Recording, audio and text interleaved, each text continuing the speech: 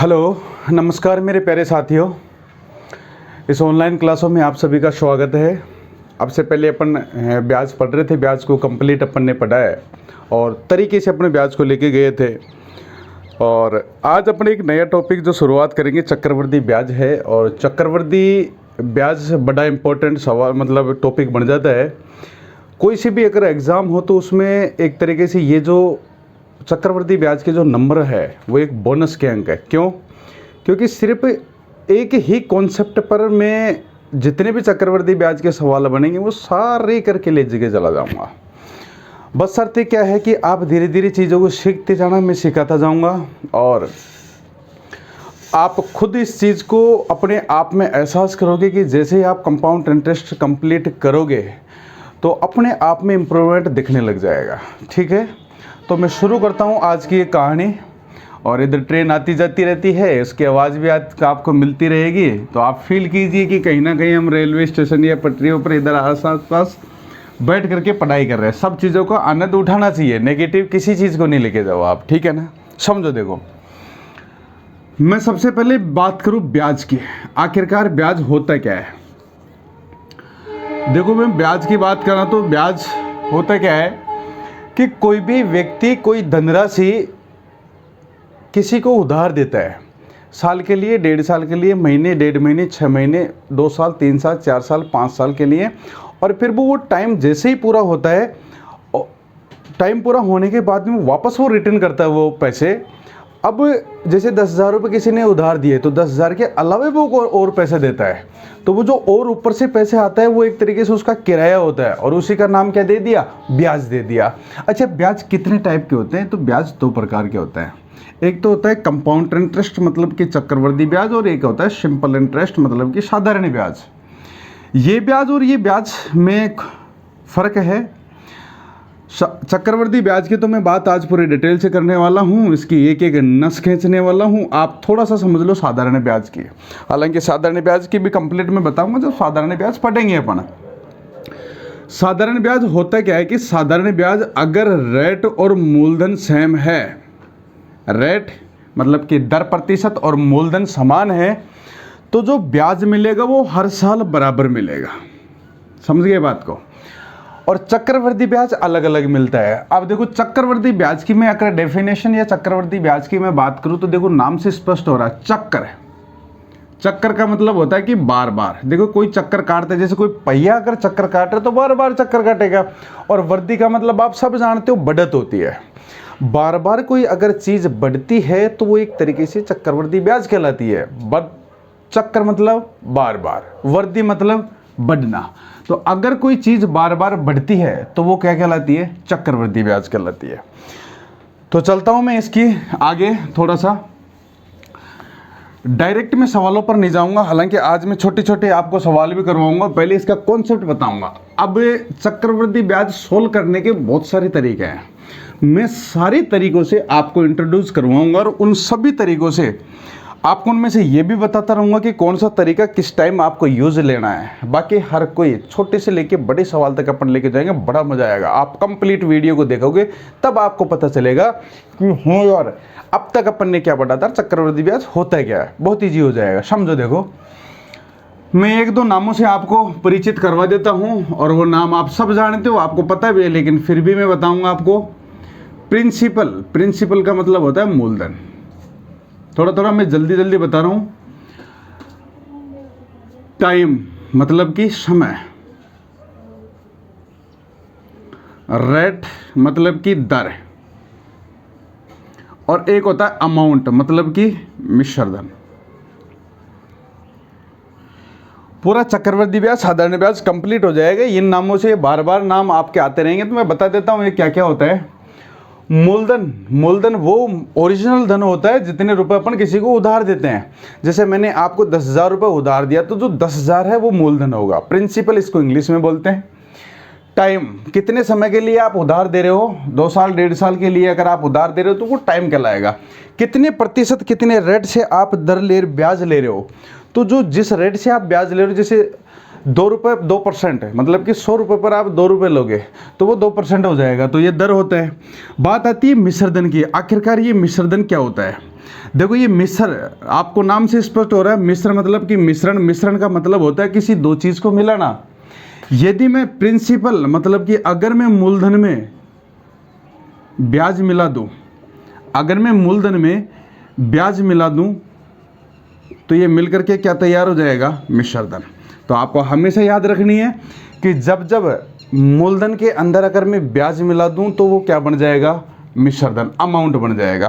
तो ये 3-4 टर्म थी, बाकी मैं आगे धीरे धीरे बात करता रहूँगा। इनको सबको पता है, लेकिन आपको फिर भी मेरा एक कर्तव्य होता है इनको बनाना।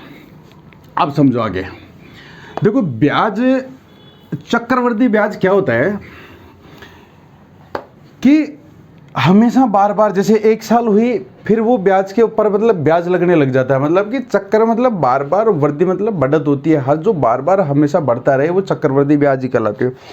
जैसे आपने एक परसेंटेज, मैंने सवाल भी करवाया था कि किसी शहर की जनसंख्या 10% की दर से बढ़ती जाती है, वो हर साल सेम रेट से बढ़ती जाती है। मतलब कि पिछले जैसे 10,000 थी और इस साल जैसे 1,000 मतलब 11,000 होगी, तो अगले साल 11,000 से आगे बढ़ेगी। तो वही चीज़ यहाँ पर आती है। आप समझो बात को। चक्रवृद्धि ब्याज को करने के 3-4 तरीके मैं आपके सामने डिस्कस कर रहा हूँ। पहला तरीका है वो है फॉर्मूला, मतलब कि सूत्र, जिससे अपन कभी सवाल नहीं करेंगे, ना ही आपको करना। अगर आप करते हो तो इसका मतलब आप दुनिया से बहुत पीछे हो। फॉर्मूला कंप्लीट में नहीं लगाएंगे अपन चक्रवृद्धि ब्याज में। दूसरा जो तरीका होता है इसका, वो होता है ग्राफ मेथड। अच्छा मेथड है, बढ़िया मेथड है, इससे भी सारी डिटेल एक एक चीज़ खुल के आती है, करवाऊंगा मैं ये भी। तीसरा जो तरीका होता है वो सक्सेसिव होता है। सक्सेसिव मतलब कि क्रमागत होता है। ये भी अच्छा तरीका है, यहाँ भी सेकंडों से निकाला जाता है, लेकिन आपको थोड़ी कैलकुलेशन फास्ट होनी चाहिए। चौथी जो तरीका होता है इसका, वो होता है जीपी मेथड। हालांकि कंप्लीट ग्राफ से सवाल हो जाएंगे, लेकिन कुछ एक ऐसे सवाल होंगे 2, 4, 5 सवाल जिसमें आपको टाइम लगेगा ग्राफ से करने में। तो उसके लिए क्या करेंगे, उसके लिए ग्राफ का अगर अपन यूज़ लेते हैं तो मैक्सिमम से मैक्सिमम 10 से 15 सेकंड में ये सारे सवाल सोल्व हो जाएंगे। तो आइए अपन चर्चा करते हैं आगे इसकी कहानी की। आखिरकार क्या होता है, फॉर्मूले से अपन नहीं करेंगे, ग्राफ से अपन मैं सिखाऊंगा, सक्सेसिव से मैं सिखाऊंगा। जीपी मतलब जीपी से जो बड़े बड़े सवाल होते हैं वो भी बिल्कुल इजी सवाल हो जाते हैं।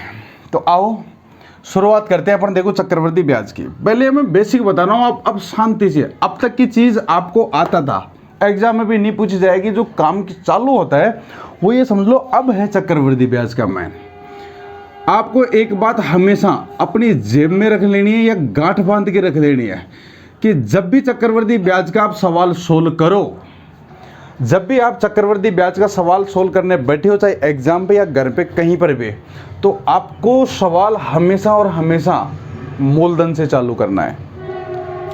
पहली बात। फिर बोलो मैंने क्या बताया, आप मुझे बोल के बताओ कि जब भी आपको चक्रवृद्धि ब्याज का सवाल करना है तो आपको हमेशा मूलधन से स्टार्ट करना है। समझ रहे बात को? हमेशा किससे स्टार्ट करना है? मूलधन से। अब थोड़ा सा पेशेंस रख के बैठे रहना बस आप। मैं एक एक दिन का, एक एक घंटे का, 73 दिन का, 3 महीने का, 4 महीने का, अर्धवार्षिक, वार्षिक सारा सिखाऊंगा। लेकिन बस आप अपने हिसाब से ये सोच लेना कि मुझे कुछ नहीं आता, जो सिखा रहे बिल्कुल 0 लेवल से सीखता चल रहा हूँ, अपने आप आता रहेगा। समझो देखो, अगर आपको 2 साल का ब्याज निकालना है, कितने साल का निकालना है? 2 साल का। 2 साल का अगर आपको ब्याज निकालना है तो आप 2 डंडे खींच लो, पहली बात है। दूसरी चीज, अगर आपको 3 साल का निकालना है तो आप 3 डंडे खींच लो। 4 साल का निकालना है तो आप 4 डंडे खींच लो। 5 साल का ब्याज निकालना है तो 5 डंडे खींच लो। आज तक सवाल के अंदर एग्जाम में 4 साल तक का ही पूछा है, कोई सवाल ऐसा है जो 5 साल तक का पूछा है। बाकी मैं तो आपको 9, 8, 10 साल का निकालना बताऊंगा, ठीक है ना? तो आप बने रहिए और इस चीज़ को ध्यान से, बड़े गौर से समझते रहना बस जो मैं बताऊं। अभी मैं बिल्कुल आसान चीज़ों से शुरुआत करूंगा, बिल्कुल आसान चीज़ों से शुरुआत करता हूं, मेरी आदत है। हर कोई चीज़ का पहले बेसिक बताता हूं ताकि आपको पूरा कंप्लीट वो चीज़ समझ में आए कि आखिरकार क्या चीज़ है। तो मैं अभी आपको सिर्फ 2 साल की बता रहा हूं। 2 साल के बाद में मैं 3 साल पर काम करूंगा, फिर 4 साल पर करूंगा, फिर धीरे धीरे अपन चीज़ों से खेलते रहेंगे। ठीक है, तो बड़े ध्यान से समझना। पहली बात, आपने मूलधन से स्टार्ट किया। इस मूलधन का आपको जो रेट दे रखी है, दर प्रतिशत दे रखी है, उसको आप फ्रैक्शन वैल्यू में बदलोगे, R/100 करोगे आप। ये प्रतिशत में मैंने पूरे डिटेल से सिखाया है कि जब भी आप अगर प्रतिशत को फ्रैक्शन वैल्यू में बदलते हो तो R/100 करना होता है। बात समझ में आ रही है क्या? अब इसके बाद में होता क्या है कि इस मूलधन का पहली साल पर है, ये मूलधन पहली साल पर आप हिसाब करने जाओगे तो ये पहली साल का ब्याज और ये दूसरी साल का ब्याज। कोई मैं आपको डाउट नहीं रहने दूंगा, आप जो भी दिमाग में सोच रहे हो बस लेके बैठे रहो। हर एक चीज़ का एक्सप्लेनेशन मैं करूंगा यहाँ पर, बस आप सिर्फ ध्यान से सुनते रहो। मूलधन का R/100 मतलब कि दर के अपन करेंगे, इसका जैसे 10% तो मूलधन का 10% निकालेंगे, तो यहाँ पर कुछ चीज़ निकल के आएगा। मैंने मान लिया वो वैल्यू A निकल के आई। पहली साल कंप्लीट, क्योंकि यहाँ पर कोई और ब्याज नहीं है इसलिए ये A ही आएगा। दूसरी साल की अगर मैं बात करूँ तो इस पर वही R/100 करूँगा तो यहाँ पर वही चीज़ निकल के आएगी A।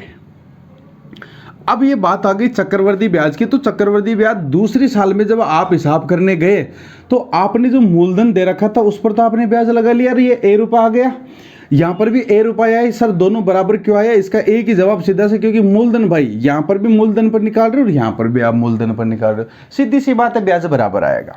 ये तो इतना सा तो ब्याज बराबर आएगा। अगर मैं दूसरी साल ये मूलधन पर निकाल लिया तो, लेकिन ये जो आप A रुपया है ये पहली साल पर आप हिसाब करके उस आदमी के पास छोड़ के आ गए। इसका मतलब A रुपया आपका और उसके पास मूलधन में वो जुड़ जाएगा और इस पर भी आप ब्याज निकालोगे और ये ब्याज में इसी से करोगे आप, रेट वही रहेगी R/100। और मैं ये मानता हूँ कि यहाँ पर मैंने निकाल लिया ये B। फिर समझो 2 साल 2 डंडे खींच लिए, यहाँ पर A रुपया आया पहली साल का, दूसरी साल का मैंने निकाला तो मूलधन पर ब्याज A, और ब्याज पर जब मैंने इस A पर भी ब्याज निकाला तो B आया। अब आप बड़े ध्यान से समझो इस चीज़ को कि यार ये ब्याज है और इस ब्याज पर भी आप ब्याज निकाल रहे हो। तो चक्रवर्ती ब्याज मतलब कि कंपाउंड इंटरेस्ट की यहाँ डेफिनेशन बन के आता है कि ब्याज पर ब्याज लगना, ब्याज पर ब्याज लगना ही चक्रवर्ती ब्याज है, ही कंपाउंड इंटरेस्ट है। Interest on interest is called compound interest. तो ब्याज पर ब्याज, देखो ये ब्याज पर ये ब्याज लग रहा है, यही साधारण ब्याज और चक्रवर्ती ब्याज में फर्क है कि वहां पर ब्याज के ऊपर ब्याज नहीं लगता, हमेशा और हमेशा मूलधन पर ब्याज लगता रहता है, तो वो साधारण ब्याज होता है। लेकिन अगर कभी भी आप ब्याज के ऊपर जैसे ही ब्याज लगाते हो तो वो चक्रवर्ती ब्याज कहलाता है। तो इसके डेफिनेशन कंपाउंड इंटरेस्ट की, ब्याज के ऊपर ब्याज लगना ही चक्रवर्ती ब्याज कहलाता है। Interest on interest is called compound interest. ठीक बात, अब यहां पर आ जाओ, इसकी कहानी समझते अपन क्या है। अच्छा, चक्रवर्ती ब्याज आपको मैंने डेफिनेशन बताया कि ब्याज पर ब्याज लगना ही कंपाउंड इंटरेस्ट कहलाता। क्या ये पहली साल की मैं बात करूं तो पहली साल पर कोई ब्याज पर ब्याज लग रहा है क्या? आप बोलोगे सर नहीं लग रहा। बिल्कुल बात सही है कि नहीं लग रहा है यहाँ पर ब्याज। क्यों नहीं लग रहा? क्योंकि यहाँ पर इससे पहले कोई ब्याज है ही नहीं, तो इससे ब्याज कैसे लगाऊंगा? अच्छा, ये जब मैंने निकाला तो ये ब्याज निकाल के आगे, इस वजह से इस ब्याज का ब्याज आपने निकाला। बात समझ रहे हो? तो अगर मैं बात करूं पहली साल कर अगर मूलधन पर ही ब्याज लग रहा है, तो अभी मैं थोड़ी देर पहले बोला था, फिर बोल रहा हूं कि साधारण ब्याज होता है क्या? साधारण ब्याज सिर्फ मूलधन पर ही ब्याज लगना साधारण ब्याज कहलाता है। तो आप मुझे बताओ, ये जो ब्याज है ये मूलधन पर ही लग रहा है क्या? तो जो पहली साल का फर्स्ट ईयर का चक्रवर्ती ब्याज और साधारण ब्याज हमेशा क्या होता है? बराबर होता है। पहली साल का अगर आप निकाल रहे हो मतलब मूलधन पर निकाल रहे हो तो वही आपका चक्रवर्ती ब्याज आएगा और वही आपका साधारण ब्याज आएगा। ये आपको पता चल गया इस चीज़ से, यहाँ से भी आपको प्रूफ हो रहा है। अच्छा, अब मैं बात करूँ सर चक्रवर्ती ब्याज क्या है इसके अंदर, तो अगर मैं कंपाउंड इंटरेस्ट 2 साल का चक्रवर्ती ब्याज की बात करूँ तो ये A और ये B, मतलब कि ये कंप्लीट जो है ये चक्रवर्ती ब्याज है। तो A और A 2A प्लस B, हालांकि मैं अभी संख्याओं से सवाल लेकर के बताऊंगा तो वहां पर बड़े गौर से समझ में, फॉर्मूला कोई नहीं बना रहा, सिर्फ आपको बता रहा हूं कि कहानी क्या है। A और A 2A और ये B, ये कंप्लीट चक्रवर्ती ब्याज हो गया। यहीं से मैं बात करूं साधारण ब्याज कितना हो गया, तो साधारण ब्याज की अगर मैं 2 साल की बात करूं तो मूलधन पर लगने वाला ब्याज ही साधारण ब्याज कहलाता। तो A और A तो क्या ये 2a हो गया क्या? तो अगर मैं सिंपल इंटरेस्ट साधारण ब्याज की बात करूँ तो कितना आएगा? 2a। अब मैं बात करता हूँ आपसे, इसे पूछ लो, और एग्जाम में सवाल आया हुआ भी है। रेलवे ने अभी तक इस टाइप का सवाल नहीं पूछा, लेकिन एसएससी 3-4 साल से ये सवाल पूछ रही है। केवल अगर मैं जैसे शब्दों पर ध्यान देना, मैं बोलूँ आपको कि ओनली और ओनली दूसरी साल का ब्याज कितना है, तो आप बोलोगे केवल और केवल दूसरी साल का जो ब्याज है ए और बी है सर। तो 2 साल का जो सेकेंड ईयर ब्याज, मैं अगर बोलूँ कि only second year compound interest, तो आप बोलोगे सर ए प्लस बी है या नहीं है? अब मैं बात करूं आपसे, एक वो गजब सवाल जो रेलवे एसएससी किसी के अंदर भी हर बार सवाल पूछा जाता है। आप कोई सी भी किताब उठा लेना, उसमें से 10 से 15 सवाल ये मिल जाएंगे। बड़े ध्यान से समझना मैं क्या बोल रहा हूं आगे। 2 साल के चक्रवृद्धि ब्याज और साधारण ब्याज का अंतर है। फिर समझो क्या बोला, 2 साल के चक्रवृद्धि ब्याज और साधारण ब्याज का अंतर। हालांकि सवाल आएंगे तब सवालों में मैं फिर से बताऊंगा इस पूरी चीज को, लेकिन यहीं से मैं बताऊंगा। देखो एक ही चीज से कितनी कहानियां निकल के आती है। जब 2 साल की मैं बात करता हूं तो ये 2 साल का चक्रवृद्धि ब्याज कितना है? 2a plus B. 2 साल का साधारण ब्याज कितना है? 2a। दोनों का अगर मैं अंतर निकालूंगा तो ये b तो ज्यादा आ रहा है, तो 2 साल का जो अंतर होगा वो b होगा। इसका मतलब ये ध्यान रखना है b यहीं आ रहा है, तो जो यहाँ जो चीज़ निकल के आती है वो हमेशा इस लाइन के अलावा जो चीज़ निकल के आती है वो उस साल का अंतर होता है। डिफरेंस बिटवीन सेकेंड ईयर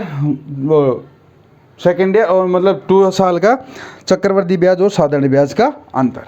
ठीक है, आगे मैं बात करता हूँ। देखो बहुत ही इजी है ये चीज़ें। अच्छा, मैं आगे अगर छोटा सा एक सवाल लेकर के मैं आपको बताता हूँ। मैंने क्या क्या बताया? सबसे पहले बात कि हमेशा मूलधन से चालू करना है। 2 साल है तो 2 डंडे खींच लो, 3 साल है तो 3 डंडे, 4 साल है तो 4 डंडे खींच लो।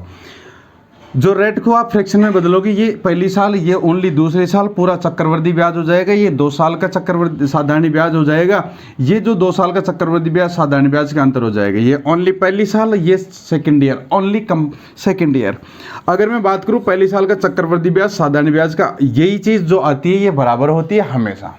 ठीक है, छोटा सा बिल्कुल इजी, जो कि आप मुख जबानी बिना पेन के लग कर दोगे सवाल को, वो सवाल लेता हूं मैं एक बार, फिर इन चीज़ों को समझाने की आपको कोशिश करता हूं, और ये गारंटी है मेरी, आप कंप्लीट समझोगे। इनको चुटकियों में बिना पेन 10 से 15 सेकंड में सोल्व नहीं कर दो ना आप, तो मुझे बोल देना सर हाँ ये आपके तरीके से 10 सेकंड में नहीं हो रहा, और बड़ी मतलब हार्ड ये चीज़ है। देखो मैं जब भी ऑफलाइन में पढ़ाता हूँ तो बच्चे अक्सर एक ही बात बोलते रहते हैं, सर चक्रवृद्धि ब्याज को तरीके से पढ़ाना, सर चक्रवृद्धि ब्याज समझ में आया। जब मैं चक्रवृद्धि ब्याज कंप्लीट करके जाता हूं तो बाद में वो खुद ही बोलती है सर सारी कहानियां आपने निकाल के पूरी पटक दी, क्या आएगा क्या नहीं आएगा ये तो पता ही नहीं, लेकिन आज के बाद में चक्रवृद्धि ब्याज को एक एक चीज़, एक एक नस उखाड़ सकता हूँ, ये हर कोई स्टूडेंट बोलता है।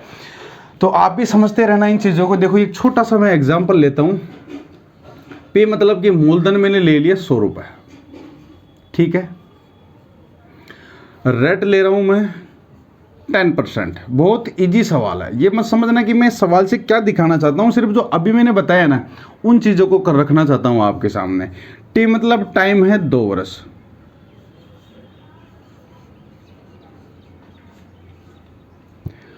आपको निकालना है चक्रवृद्धि ब्याज आखिरकार कितना है। अब बड़े ध्यान से समझते रहना चीज़ों को।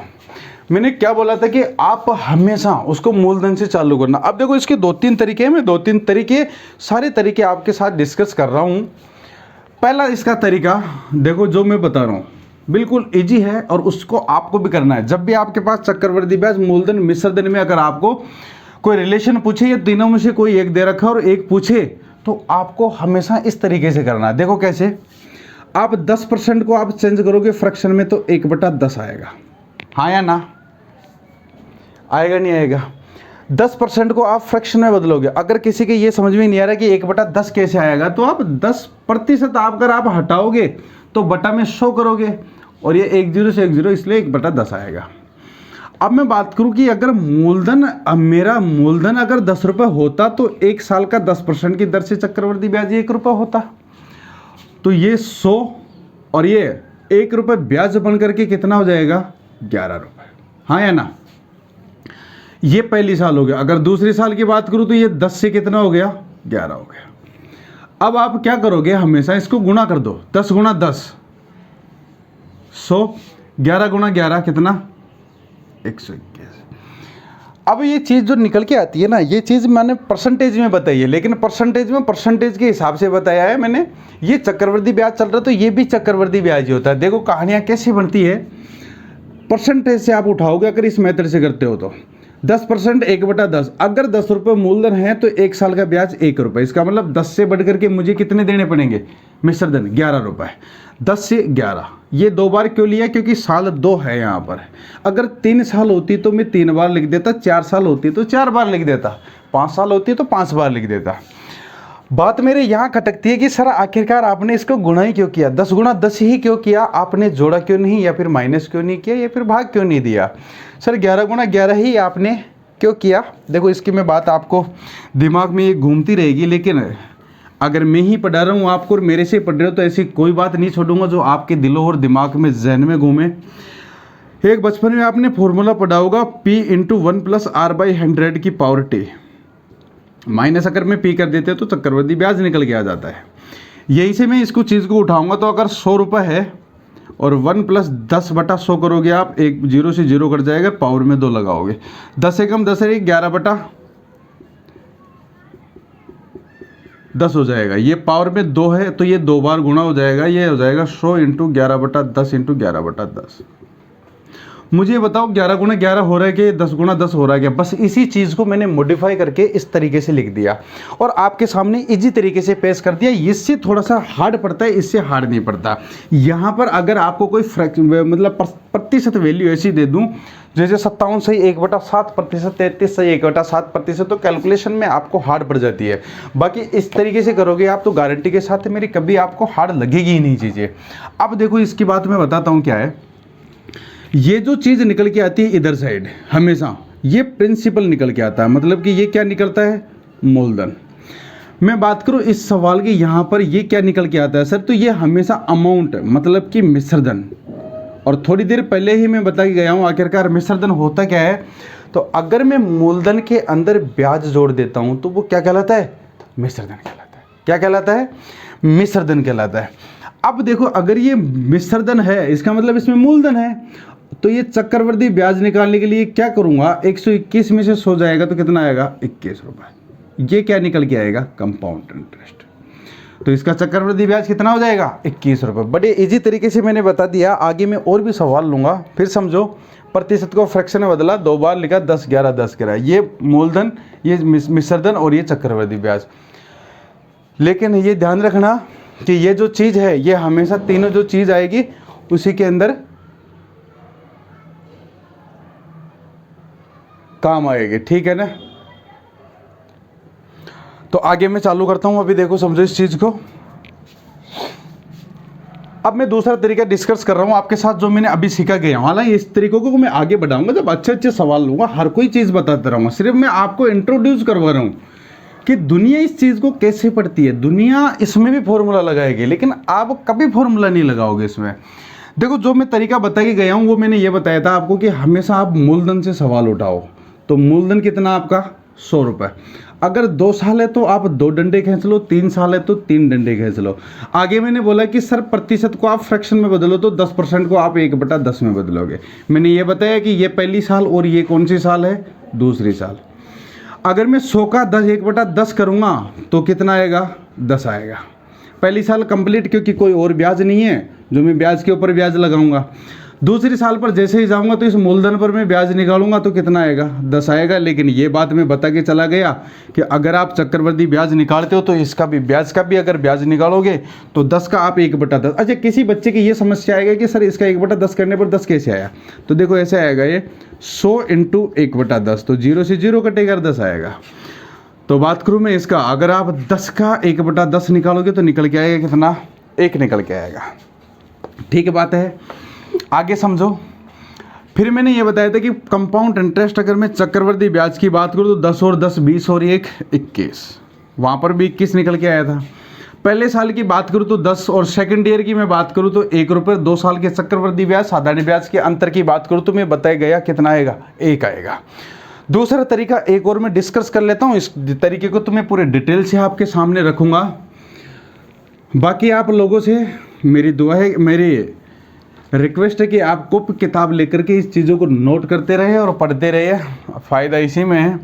एक और चीज़ मैंने आपको बोली थी सक्सेसिव का, जो कि कर्मागत चीज़ होती है। अच्छा, वो सक्सेसिव क्या होता है कि आपने 100 रुपये मूलधन, मतलब 100 रुपये उधार दिया किसी व्यक्ति को 2 साल के लिए, आपने दर उठाई, मतलब दर लिया आपने 10%। जब मैं 2 साल तक उसके पास पैसा रहेगा, 2 साल के बाद में मैं हिसाब करूंगा तो मेरे पास पैसा आएगा कितना, 21 रुपये ब्याज का आएगा। मैं ये बोलना चाहता हूँ आपको कि आप एक ऐसी दर बताओ मुझे जो सिर्फ 1 साल में ही 21 रुपये बन जाए। तो आप बोलोगे सर वो दर कौन सी होगी, तो देखो वो दर कैसे निकालेंगे। तो ये सक्सेसिव निकालने का एक फॉर्मूला होता है कि x + y + xy/100। तो अगर 10% हो तो 10 + 10 + 10 × 10/100, और ये निकल के आएगी 21%। अगर आपके पास जो भी मूलधन है उसका अगर आप 21% निकालते हो तो ये निकल के आएगा 21। तो ये छोटे से सवाल से मैंने कहानियाँ समझाने की आपको कोशिश करी है। बाकी मैं अच्छे सवाल और तरीके से अगले वीडियो में मिलूंगा, और भी अच्छे सवालों से फिर से दोबारा से इसको डिटेल से मैं तरीके से करूंगा। आज ये छोटा सा सवाल, इसकी कहानियाँ आपको बेसिक से समझ में आई होगी, मैं उम्मीद करता हूँ। नहीं समझ में आए तो दोबारा से फिर से देखना, और फिर मिलेंगे। थोड़ी सी गर्मी ज़्यादा है, पसीने आ रहे हैं, मैं भी थोड़ा सा परेशान हो रहा हूँ, ये समझ लो।